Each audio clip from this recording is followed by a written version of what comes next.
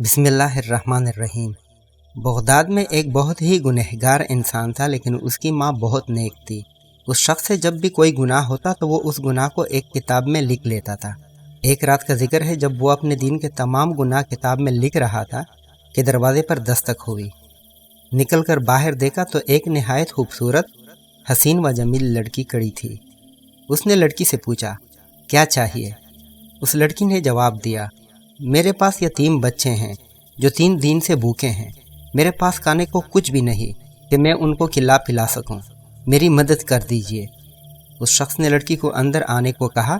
پھر جب وہ اندر آ گئی تو اس نے دروازہ بند کر دیا، کیونکہ اس لڑکی کو دیکھ کر اس شخص کی نیت خراب ہو گئی تھی۔ اس عورت کو بھی اندازہ ہو گیا تھا کہ اس بندے کی نیت خراب ہو گئی۔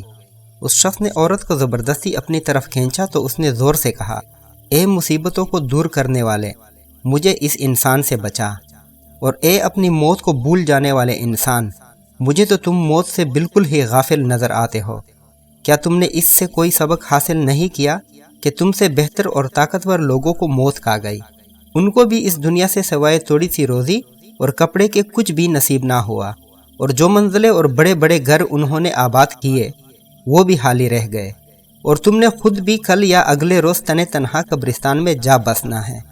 پھر کہا، اے میرے پروردگار، میری فریاد کو سن اور اس انسان سے مجھے بچا۔ اس شخص نے جب یہ فریاد سنی تو بہت رویا اور اس نے عورت کو چھوڑ دیا۔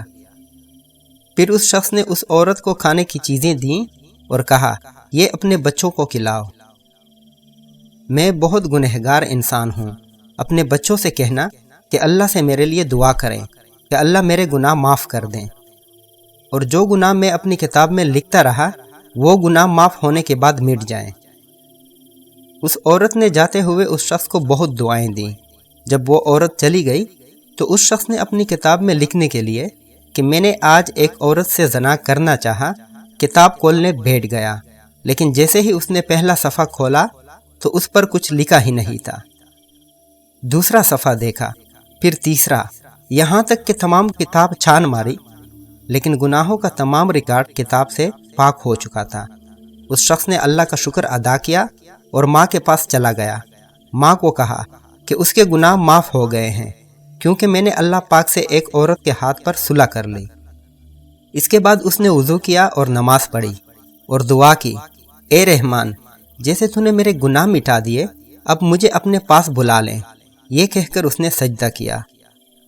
ماں نے جب دیکھا کہ سجدہ طویل ہو گیا تو اس کو حرکت دی، پتہ چلا کہ اس کی روح پرواز کر چکی ہے۔